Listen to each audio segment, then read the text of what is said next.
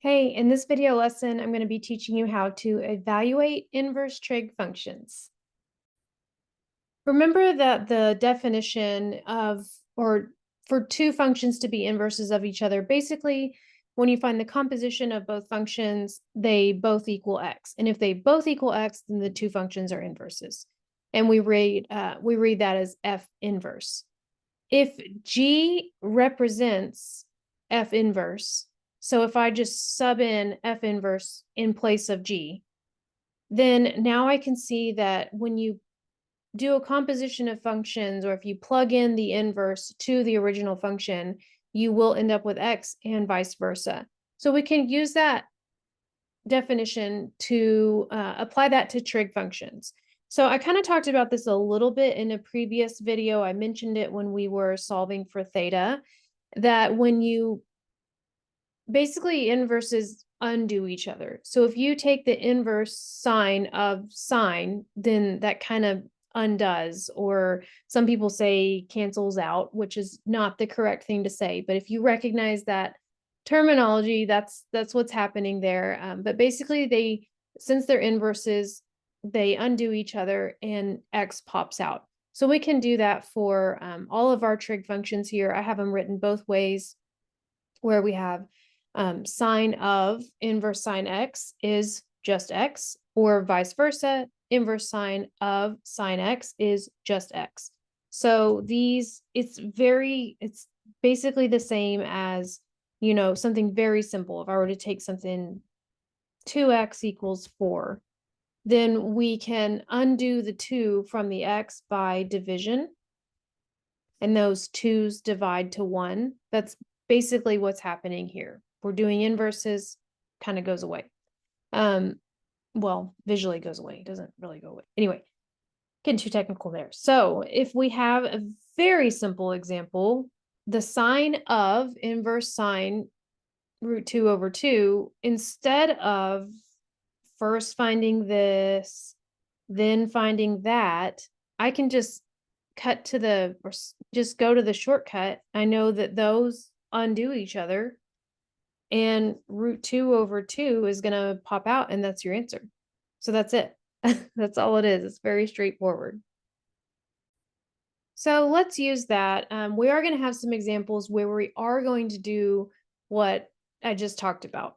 So down here, I have our unit circle just to have handy, so we can look at it quickly. And then I have some examples. So I have cosine of inverse tangent of root 3. So the first thing you're going to have to do is find the inside piece, inverse tangent of root 3. And then once you find that piece, then you can find cosine of that. So using what we learned in one of my previous lessons, I want you to go ahead and find this piece, pause it, find it, come back, check and see if we got the same thing. So something that I forgot to mention, you might have found pi over 3 and 4 pi over 3, but something I forgot to mention that you wouldn't have known was that we have to consider the domain for inverse tangent. The domain for inverse tangent is, if you remember, we had asymptotes at negative pi over 2 and pi over 2. So we had to restrict our domain to not include those, so we use parentheses, to that, which means that we're only going to be focusing on this side of the unit circle, which means that we can't use this guy.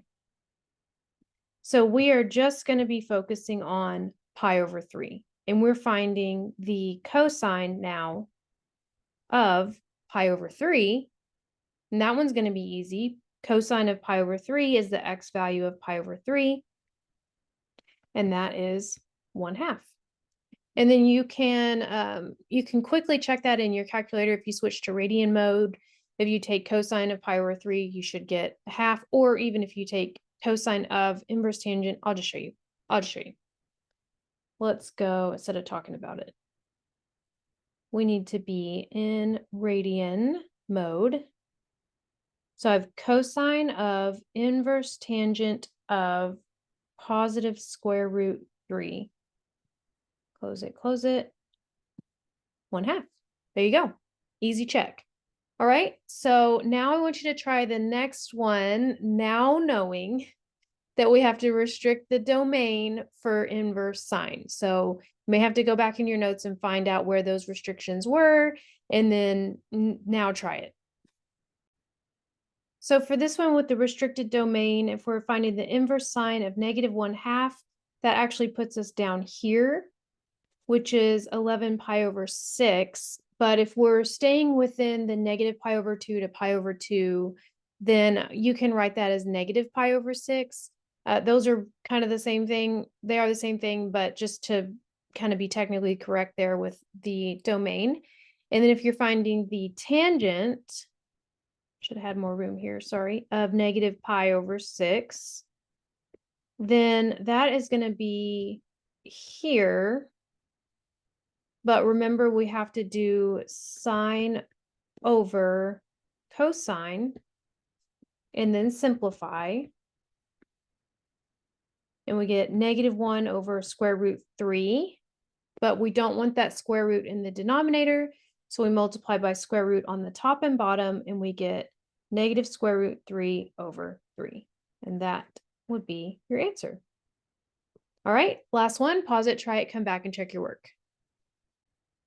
So with the restricted domain of 0 to pi, we are focusing on the top half right here.